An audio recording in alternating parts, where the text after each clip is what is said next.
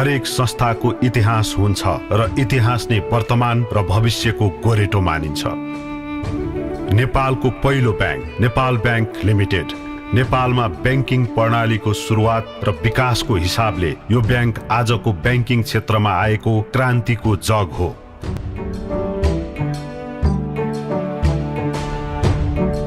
भारतीय रुपियाँको दबदबा रहेको समयमा आफ्नै देशको मुद्रा प्रचलनमा ल्याउन नेपाल ब्याङ्कले खेलेको भूमिका इतिहासका स्वर्णिम पानाहरूमा सदा लेखिरहने नै छ। विक्रम सम्वत 1994 साल कार्तिक 30 गते स्थापना भएको यस ब्याङ्कको उद्घाटन तत्कालीन राजा त्रिभुवन शाहले गरेका हुन्। सार्वजनिक निजी साझेदारी PPP मोडलमा 10 जना लगानीकर्ताहरूले सुरु गरेको यस ब्याङ्कको चुक्ता पुँजी 8,42,000 र निक्षेप 17 लाख थियो भने लगानी 19 लाख थियो।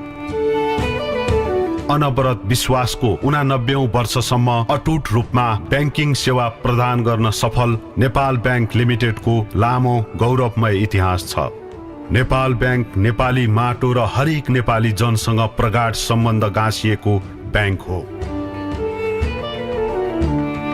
बालक, युवा, प्रौढ हुँदै ज्येष्ठ नागरिक सबैको रोजाइको ब्याङ्क बन्न सफल नेपाल ब्याङ्क लिमिटेडमा हाल 27 लाख बढी ग्राहक छन्। सरकारी स्वामित्व रहेको कारणले पनि नाफा मात्र नभई उच्च सेवाभाव यस ब्याङ्कको मुख्य ध्येय हो।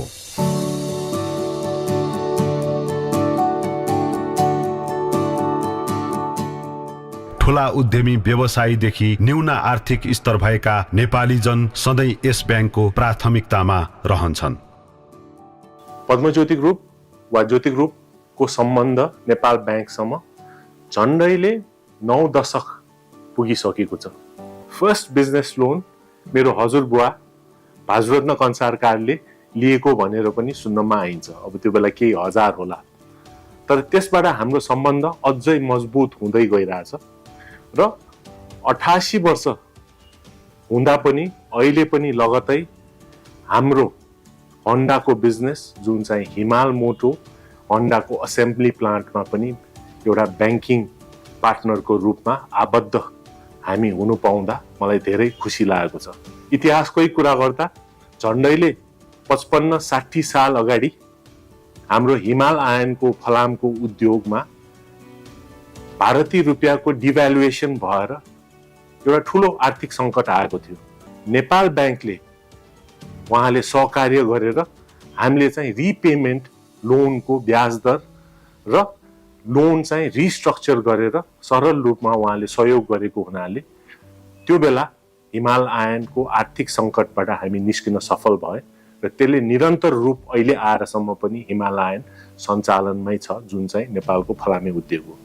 त्यसैले नेपाल ब्याङ्कले हामीलाई मात्रै होइन, यस्ता थुप्रो ग्राहक नेपालभरि उद्योग व्यवसाय उद्योगीहरूलाई ठुलो सहयोग गरेको छ र त्यो बिना अहिले जुन आर्थिक समृद्धि हामीले उद्योग क्षेत्रमा व्यापार क्षेत्रमा देखिरहेछ, यस्तो ब्याङ्क नभइकन यो सम्भव हुँदैन थियो।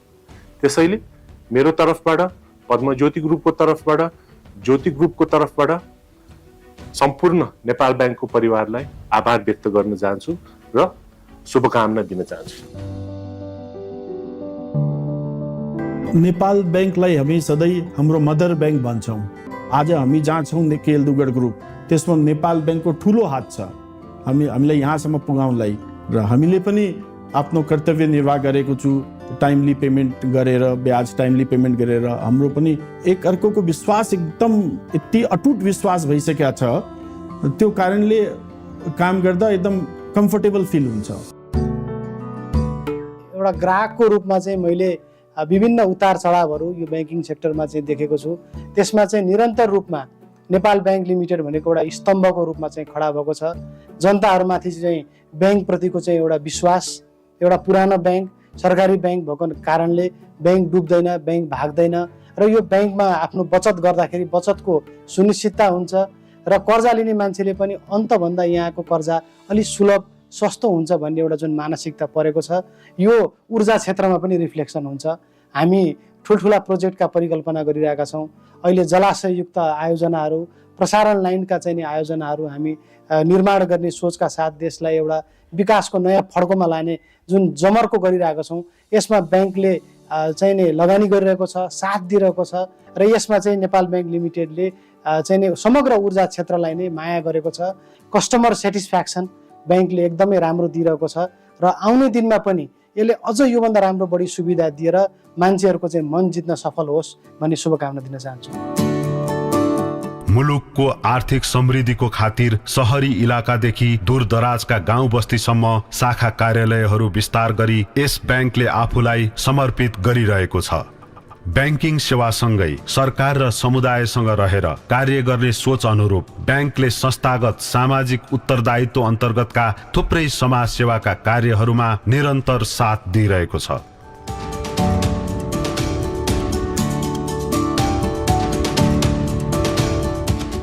प्राकृतिक प्रकोप, महामारी लगायतका सङ्कटहरूमा अग्रपङ्क्तिमा रही ब्याङ्कले अतुलनीय भूमिका निर्वाह गरेको छ। त्यसै गरी वित्तीय पहुँचको विस्तार एवं वित्तीय समावेशीकरण मार्फत आर्थिक समृद्धिको आधारशिला निर्माणमा टेवा पुर्याउन देशव्यापी रूपमा वित्तीय ज्ञान एवं चेतना प्रदान गर्दै विभिन्न साक्षरता कार्यक्रमहरू सञ्चालन गर्दै आइरहेको छ। परम्परागत ब्याङ्किङबाट फड्को मार्दै नेपाल ब्याङ्कले आधुनिक ब्याङ्किङ प्रणालीको पहिचान बनाएको छ। यसका साथै सुरक्षित निक्षेप, सुलभ र सहज कर्जा, भरपर्दो रेमिट्यान्स, छिटो छरितो र सुरक्षित प्रतिपत्र, ब्याङ्क जमानत लगायत ट्रेड फाइनान्सका थुप्रै सुविधाहरू ब्याङ्कले उपलब्ध गराउँदै आइरहेको छ, जसले गर्दा ग्राहकको ब्याङ्क प्रतिको विश्वासलाई अझ मजबुत तथा प्रगाढ बनाएको छ। लगभग 40 वर्षदेखि नै यहाँ आएको नियमित ग्राहक हो। त्यो बेलादेखि अनवरत रूपले नेपाल ब्याङ्क लिमिटेडमै मेरो चाहिँ भएको पैसाहरू पनि यसैमा जम्मा हुन्छ र अहिले प्रेजेन्ट कालमा चाहिँ म रिटायर्ड भइसकेको छु र मेरो रिटायरमेन्ट पछिको आउने पेन्सनको पैसा पनि नेपाल ब्याङ्क लिमिटेडमै जम्मा हुन्छ। यो ब्याङ्क चाहिँ खासमा अहिले भएको जति पनि ब्याङ्कहरू छन् हामी तिनीहरूसँग कम्पिटिसन गर्न योग्य छ भन्ने कुरा चाहिँ मैले यहाँ आएर थाहा पाएँ। इन्टरनेट ब्याङ्किङ होस्, डिजिटल ब्याङ्किङ होस्, अनलाइन एकाउन्ट ओपनिङ, वेबसाइट, हरेक कुरा अहिले उहाँहरूले अप टु डेट गरेर एकदम हाम्रो पुस्ताको लागि एकदम फ्रेन्डली बनाइदिनु भएको छ।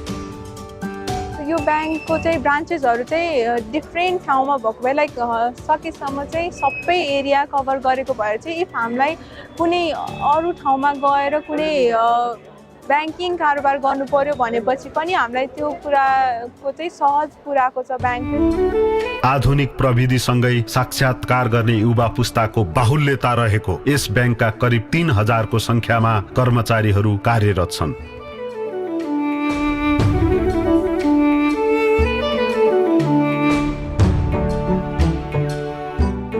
सक्षम सञ्चालक, अनुभवले खारिएका कुशल व्यवस्थापक तथा नयाँ ज्ञान र प्राविधिक निपुणताले भरिएका जनशक्तिकै कारण आम नागरिक बीच नेपाल ब्याङ्क सदैव लोकप्रिय र विश्वसनीय छ। नेपालको बैंकिङ क्षेत्रको जननी नेपाल ब्याङ्क हो।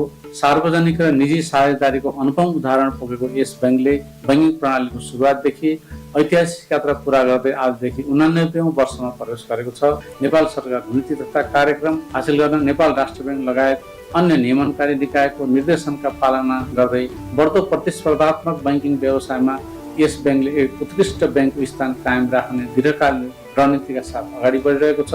निक्षेप, कर्जा, तरलता तथा पुँजी पर्याप्तता लगायत ब्याङ्कका अधिकांश परिसूचकहरू सबल रहेका छन्। ब्याङ्कको आधार दर प्रतिस्पर्धी रहेको छ। कर्मचारीहरूको उत्पादकत्व निरन्तर रूपमा अभिवृद्धि भइरहेको छ।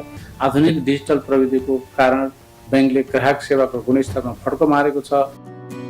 नेपालमा आधुनिक ब्याङ्किङ प्रणालीको सुरुवात गर्ने ऐतिहासिक ब्याङ्कका रूपमा रहेको नेपाल ब्याङ्क लिमिटेड आजदेखि 89औं वर्षमा प्रवेश गरेको छ। यस पुनित अवसरमा नेपाल सरकार, नेपाल राष्ट्र ब्याङ्क, अन्य नियामक निकायहरू, शेयरधनी, सेवाग्राही, कर्मचारी तथा सम्बद्ध सबै सरोकारवाला समक्ष खुसी बाँड्दै शुभकामना व्यक्त गर्दछु। सम्बद्ध सबै सरोकारवालाहरू समक्ष नेपाल ब्याङ्क लिमिटेडलाई अझ सबल एवं सक्षम बनाउनको लागि अविच्छिन्न रूपमा आधुनिक ब्याङ्किङ सेवा उपलब्ध गराउँदै जाने प्रतिबद्धता व्यक्त गर्दछु। स्थापनाको 89 वर्ष दौरानमा आएका अनेक आरोह अवरोह ग्राहककै अपार माया र सद्भावका कारण पार लगाउन सफल भएको छ। नेपाल ब्याङ्कले देशको आर्थिक विकास तथा समुन्नतिमा समेत टेवा पुर्याउँदै आइरहेको छ। देशमा उद्योग धन्दा तथा कल कारखाना स्थापनाको लागि सारथी बन्दै प्रत्यक्ष परोक्ष रोजगारी सिर्जना गर्दै आर्थिक समृद्धिमा सहयोग पुर्याउन यस ब्याङ्कले आजभन्दा 88 वर्ष अघिदेखि खेलेको भूमिका अत्यन्तै अतुलनीय छ।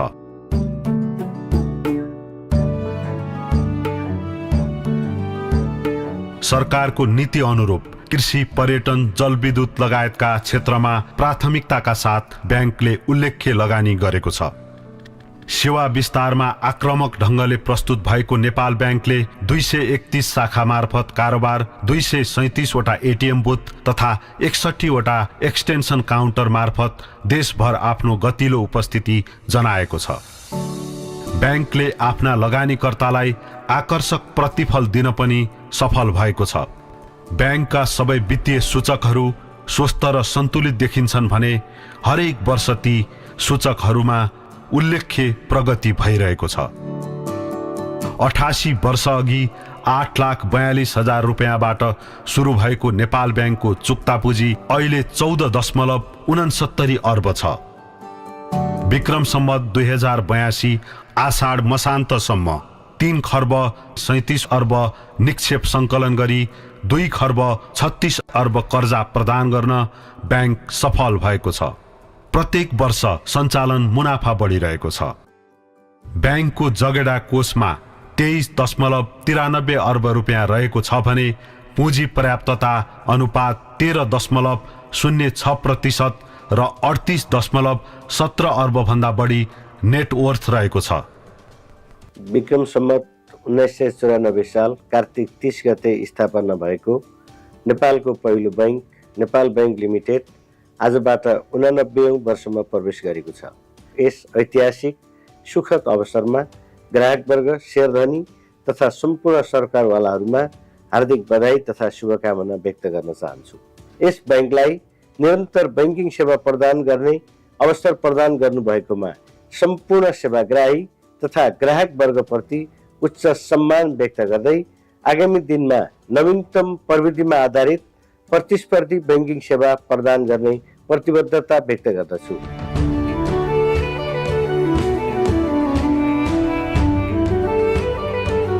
प्रशस्त अचल सम्पत्ति, निक्षेप, आधार दरको न्यूनता, स्प्रेड दर व्यवस्थापन, ब्याज दरको कम उतार चढाव, खराब कर्जा व्यवस्थापन लगायतका सूचकहरूमा समेत ब्याङ्क दरिलो देखिन्छ। सेवामा इमान्दारिता र व्यावसायिकता प्रस्तुत गर्न सकियो भने दिगो प्रतिफल सम्भव छ भन्ने अटल विश्वास हामीमाझ स्थापित छ। आम नेपालीलाई सरल र सहज रूपमा अझ बढी प्रभावकारी, गुणस्तरीय, आधुनिक, प्रविधि मैत्री एवं विश्वसनीय बैंकिङ सेवा प्रदान गर्ने हाम्रो अठोट छ, जसमार्फत राष्ट्रको उन्नति र प्रगतिमा अझै धेरै सहकार्य गर्ने र समृद्ध नेपालको आर्थिक निर्माणमा हामी सारथी बन्ने प्रतिबद्धता व्यक्त गर्दछौँ। हिमाल पहाड तराईका सम्पूर्ण जनताहरूको ढुकढुकी 89औं वर्षको बैंकिङ विरासत बोकेको नेपालको पहिलो बैंक नेपाल बैंक लिमिटेड।